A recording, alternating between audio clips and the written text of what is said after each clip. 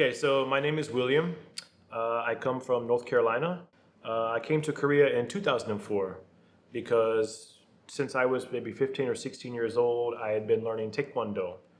And I did Taekwondo several years, and in 2004, my Taekwondo instructor offered me a chance to come to Korea. And there was a small school that had a Taekwondo department, and they offered me a full scholarship for 2 years.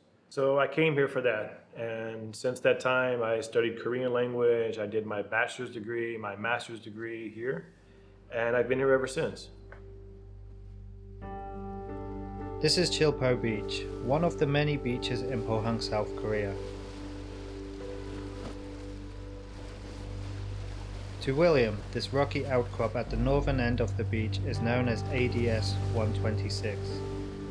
ADS stands for the Adopt a Dive Site initiative of Project Aware.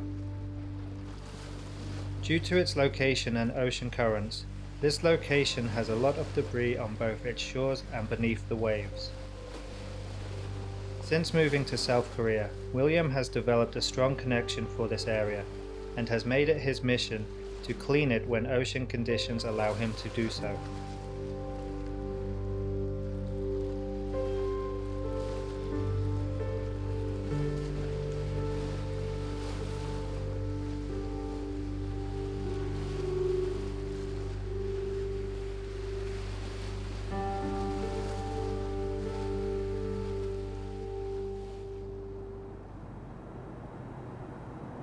윌리엄이 4년 전에 처음 이제 겨울이었죠. 겨울에 저희 샵을 찾아왔을 때 스쿠버다이빙 시작을 어떻게 하느냐라고 물어봤었습니다. 그때는 이제 제가 이제 영어를 잘하는 게 아니기 때문에 어떻게 교육이 가능할까 하는 의심도 했었고, 겨울이다 보니까 이제 한국 바다는 좀 차기 때문에 어떻게 드라이 슈트가 아닌 웨 슈트로 교육이 진행이 될까 해서 윌리엄에게 이제 정중하게 3월이나 4월 달에 다시 저희한테 방문을 해준다면은 제가 좀 더 영어를 준비를 해서 교육을 할 수 있으면은 해주겠다라고 해서 그때부터 이제 인연이 시작됐습니다. 그때는 이제 윌리엄 이제 개인 장비로 하는 게 아니라 저희한테 장비를 빌려서 교육을 시작했었는데, 뭐 지금까지 이렇게 꾸준하게 해오는 거 보면은 다이빙에 대한 열정도 있고, 그리고 또 뭐 바다를 정말 이제 자기 고향이 아닌 한국 바다를 정말 사랑하는 것 같아서 저는 이제 개인적으로 정말 고맙게 생각하고 있습니다. The first time I got into the swimming pool, I didn't enjoy scuba diving at all. I felt like, an astronaut putting on all of this gear, and I felt, encumbered by everything. Snorkeling is very quiet. All you hear is, but you don't hear the bubbles. You just hear air passing. So it's very quiet. You can hear the ocean. But with scuba diving, you hear, every time you exhale, you hear blah, blah, blah, blah, blah. So it was very noisy, but he explained to me, he said, as you do scuba diving more, you'll come to love that sound because it means you're breathing, right? It means you have air and you're not going to die underwater. So, and he was right. Over time, I began to enjoy scuba diving, and I've been scuba diving ever since.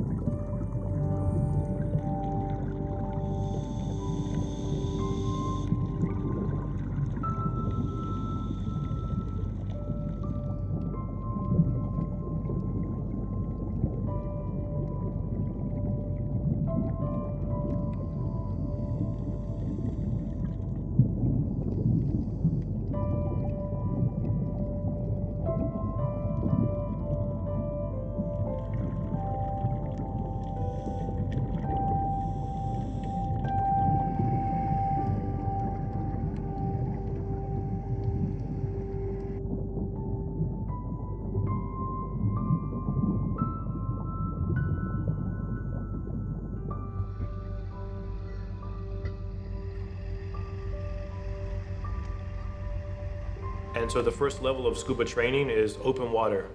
And so the next level is advanced open water. And when you do advanced open water training, you have 5 specialties that you have to complete. There's one specialty called AWARE. AWARE is a conservation arm of the PADI scuba diving organization.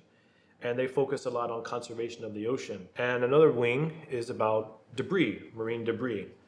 And so to do and complete that specialty, basically all that I needed to do was go scuba diving. And if I find some trash in the water, just put it in my pocket, take it out of the ocean, and do a little report on the website. And so I thought that would be a way that I can finish my advanced scuba diver training. So I did that. And what happened was, after I had completed that course, I wanted to go scuba diving just to practice some basic skills. I wanted to practice taking off my scuba unit or finding my regulator if I lost it. Very, very basic scuba skills. But going out on a boat for scuba diving cost, quite a bit of money. And, I wanted to just try to save money and just practice. So I started just going to the beach. So what I would do was I would go down and I found a scuba diving location near Chilpo Beach. And I would just pay 10,000 won to borrow an air tank and weights. And I would just go off the beach. I could just walk there, so I didn't have to pay a boat. I could just walk into the water and just go out deep enough and just practice the basic things I wanted to practice. But as time went on, when I was there in the water, I started seeing trash. So I started cleaning these things basically because I didn't want to look at them. But my instructor told me that you should report this. You should report it to the Aware Dive Against Debris website. And so whenever I would go diving, I would just clean up trash and report it. And yeah, I just fell in love with it. I just kept doing it. I was tired of looking at trash and just cleaned it.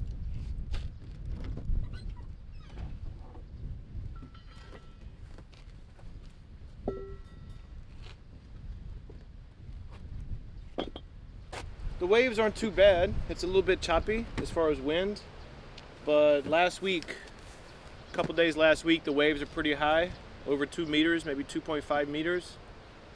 So there's a lot of debris, broken plant life, seaweed, things like that washed up on the shore. And the first, I'd say probably 30 or 40 meters from the shore out into the water is going to be saturated with that stuff. So its visibility is going to be pretty much zero until I get out. But I think once I get out, couple maybe 20, 30, 50 meters offshore, I think it'll clear up a little bit. I don't expect visibility to be great, but hopefully everything will work out and I can get a lot of debris cleaned today.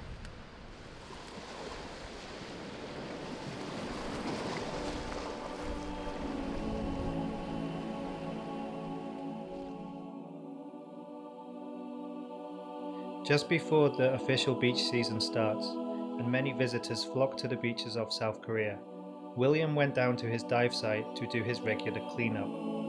In just a short 40-minute dive, and with poor visibility, William was able to find debris and trash ranging from disposable plastic bags, old shoes, discarded eel traps, and much more. It was shocking to see how much he brought back to the shore from under the water, and it made me wonder how much more he would have collected if he were to dive for longer, and how much more there would be when the beach season finally started.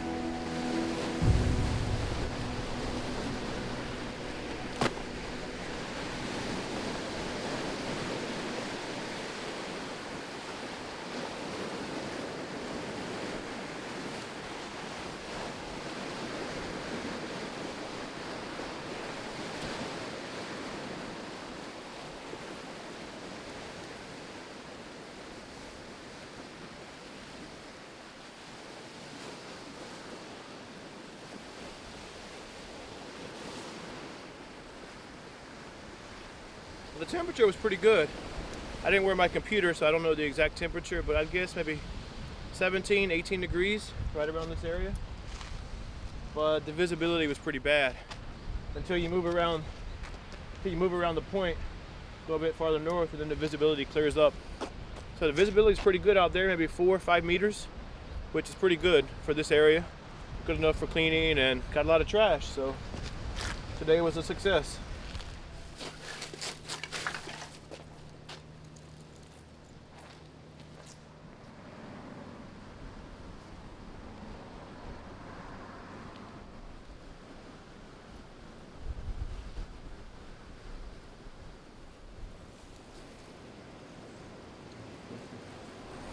Plastic in there.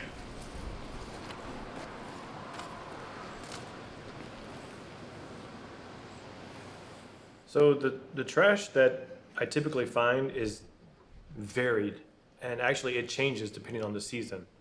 So because I'm on the Aware website, I actually adopted Chilpo Beach. They have a program called Adopt a Dive Site, where you adopt a certain dive area and you have a responsibility every month. You make a promise that every month I will go there and I will do a debris survey and dive and come back and report my data.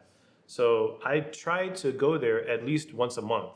And some months, like in summertime, I may go there 2, 3, even 4 times a month. And in wintertime, conditions here in Korea tend to be a little bit rough as far as waves and surf are concerned, so I can't go in winter. But I find that the type of debris that I find changes by season. So for example, when I go in wintertime, the debris I find is debris that's obviously been in the ocean for some time. You can pick up a plastic bottle and you can tell that, you can just feel it and look at it and tell that the label is withered and the plastic has been deteriorated, and you know that it's been in the ocean for some time. And so in the wintertime, I tend to find more industrial fishing kind of stuff, cloth gloves. I find a lot of cloth gloves, rubber gloves, things that you would find that people are not camping with on the beach, not so much. But as the beach season approaches towards the end of summer and especially fall, I tend to find a lot more trash related to people that are using the beach, like ice cream wrappers, or, in this area people eat ramen, so there's a lot of ramen packages, or just small things, styrofoam, little plates of styrofoam and things like this that people are using at the beach. And when you find it in the water, you can tell that it's new. You can just feel it. It looks like something that just came out of the store. And so pinning down a source is very difficult, but I think probably the main source is people just being careless with their debris, whether they're fishermen on small fishing boats. I don't mean big, huge industrial fishing boats, but I mean like the small fishing boats around the area. Either these guys are throwing their household trash or their boat trash in the water, or people on the beach are carelessly leaving their trash and it's finding its way to the ocean. Now, obviously, I don't have any conclusive research to prove that, but just over the 4 years that I've been cleaning these sites and the debris that I find, which is all cataloged, you can see pictures of everything I've ever cleaned on the Aware website, then I get the feeling that most of the debris I find is people just being careless. The flow of debris into our oceans is an ongoing problem. Researchers generally agree that about 80% of all ocean debris originated on land. According to a United Nations report, the top 5 most common debris items are cigarette butts, plastic food wrappers, plastic beverage bottles, plastic bottle caps, and plastic straws. These are small items that often end up in our oceans via the ugly journey of trash that begins in our cities. These items are often carelessly discarded, and after a rainy or windy day, find their way into storm drains and onwards to our streams and rivers, and finally to the ocean.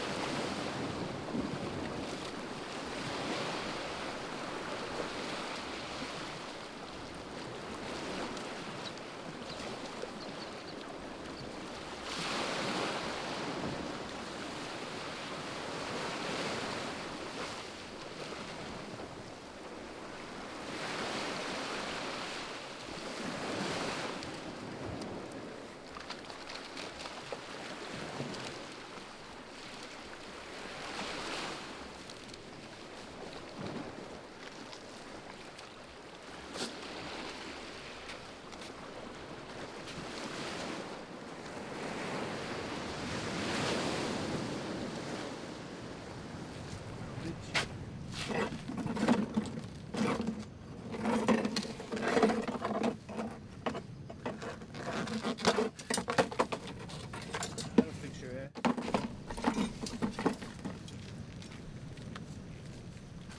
There we go. As part of the Dive Against Debris project, what I have to do is I'm supposed to separate this debris by type. So all of the plastic over here and the cloth and the rubber and the metal, and I just separate all this stuff by piece and record the data on the data card. So the data card has different things, plastic bottles, over 2 liters, under 2 liters, plastic, this, that, and the other. There's probably 150 different types of debris that you log. And so I'll separate all of this, log it on the data card. Then I take pictures for my Facebook group so I can show people. And also for the website, when I record the data, one of the things I do for data consistency is I take pictures of everything I clean. So when I report this, people can actually audit my reports and say, wow, he really did clean 75 pieces of plastic, because you're just a picture. You can count if you want to. And so I'll take the pictures, put them on the website, and that's it. See, it's punching through my bag here. Some of the fiberglass I had to break to get it in. A lot of the trash is burned like this, like the Ghost Stop cards I found last time, or this. I mean, I can't even understand why I find shit that's burnt so often, right? Like, there's got to be a reason for that. But you can see that's been burned. Actually, that's 2 pieces, 2 different things.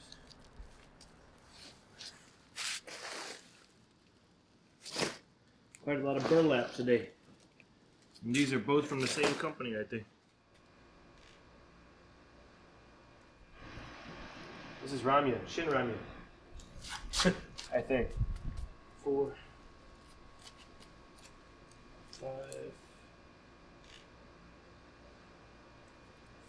food wrappers.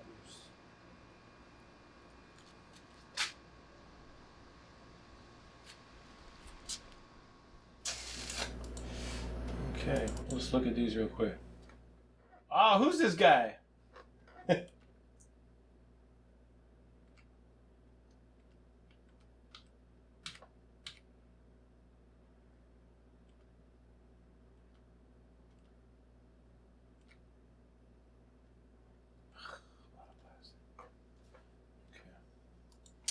All right, here we go.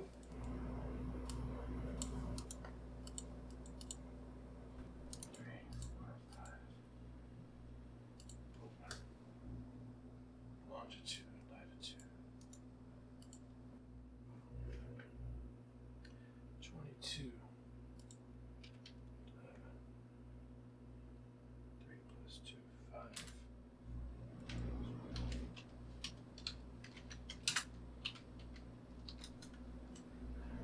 So here, let me come down here. If I come over here to Korea,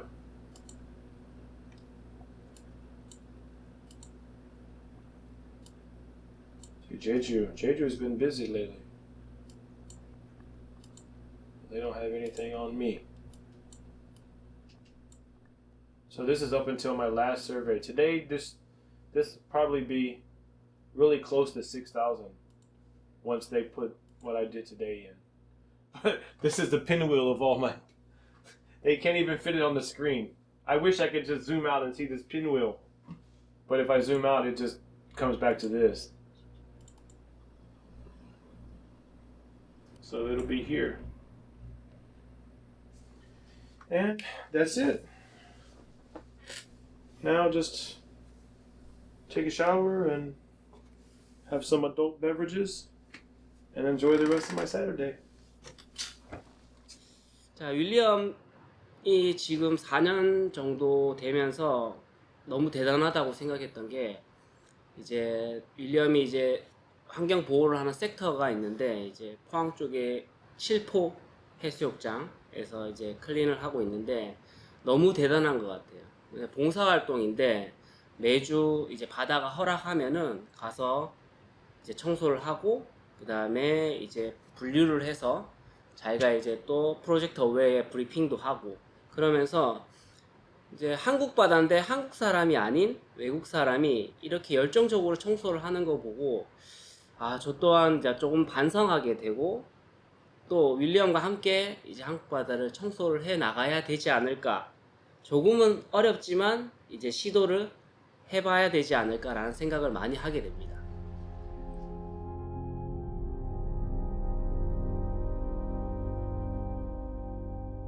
Typhoon Ling Ling is fast approaching the Korean peninsula, and by tonight, most of the country will be feeling it. Typhoon Ling Ling is expected to be one of the strongest typhoons South Korea's ever seen, though other storms have caused severe damage before.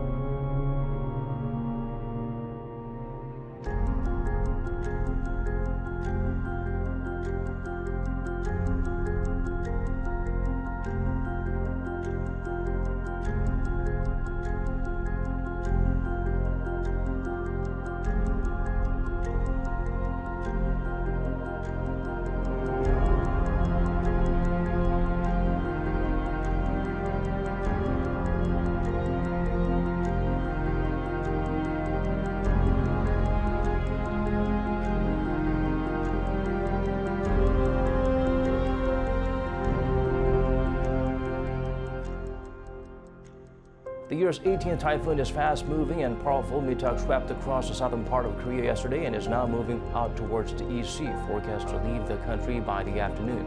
The eastern coastal areas were the hardest hit, with cities like Uljin getting more than 500 millimeters of precipitation. Up to 200 millimeters of more rain is expected throughout the day. Meanwhile, regions in Gangwon province received as much as 150 millimeters, with the rest of the country seeing between 5 to 30 millimeters of rain.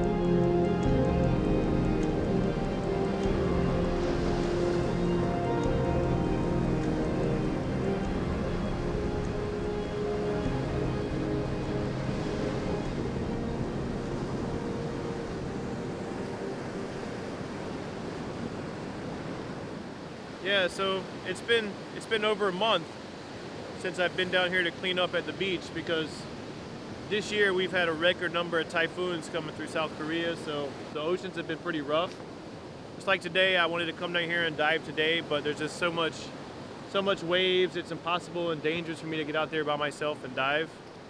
And you know, as you can see on the beach, it's just nasty. There's just so much trash that's been washed up out of the ocean. Probably because due to the typhoon last week, the typhoon that came through last week didn't actually come to Korea. It was in Japan, but it made 4-meter waves here, and 4-meter waves are pretty big, and this is the result. This is all the trash that was once in the ocean, and now it's on the beach. So it's a lot easier to be cleaned up on the beach, but if it wasn't for the typhoon, then it would still be out there. So I guess there was a lot of damage with typhoons in Korea and Japan, but maybe it's a good thing because it helps clean the ocean and get trash out. So hopefully some good can come out of a typhoon.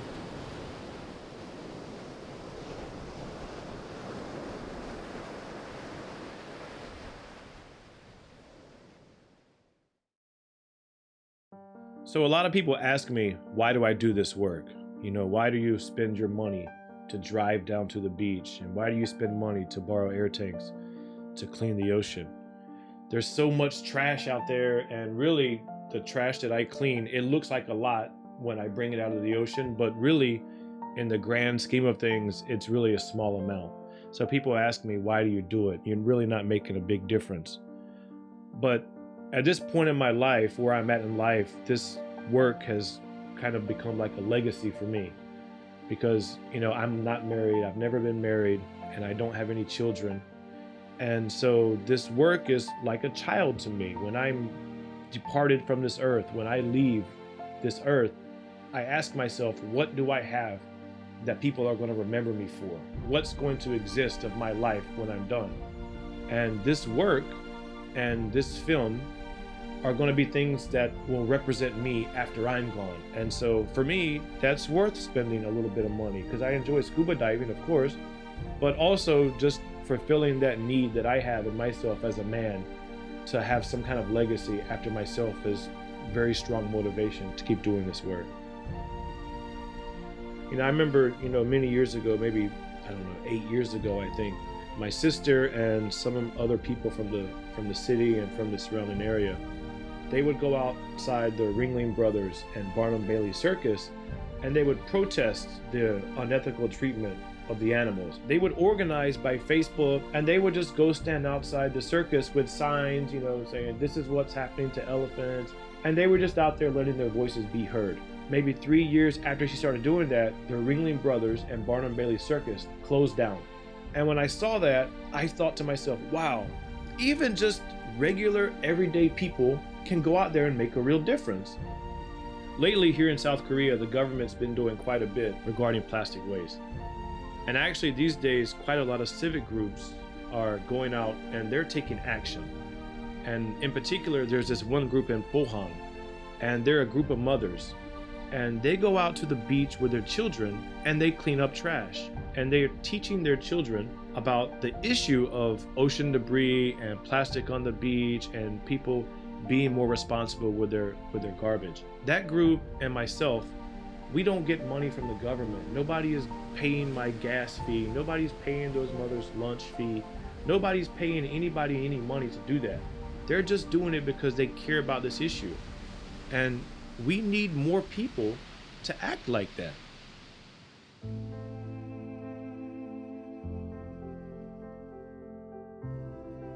When I began production with William and saw the amount of debris that he collects from just one small dive, I couldn't help but feel a degree of guilt from knowing that I am as responsible as others at letting our waters become this polluted. William is passionate about what he does, and he will never give up on doing his part to ensure the life of our planet lives on. So far he has collected more than 6,000 pieces of debris.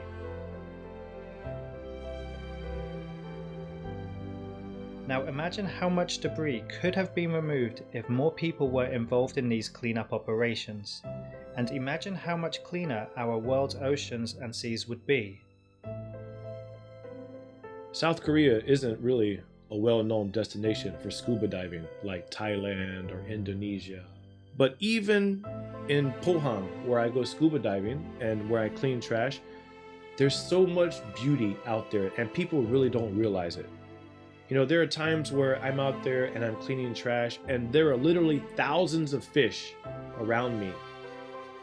Or there's other times where I'll be there in the ocean playing with an octopus or watching, a small hermit crab crawl across the bottom of the ocean. My guess is, I imagine that if people could really see what kind of beauty is out there in Korea's ocean, just right off the beach, not far away, but just right, 50 meters out of the water, then it would inspire people to care a little bit more about how they dispose of their trash. Everybody has the power in their day-to-day life to do something to help clean the ocean, right?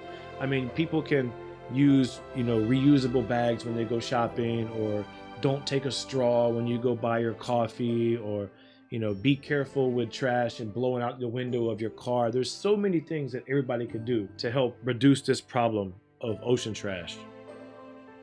And all of these are simple changes that everybody can make in their daily life.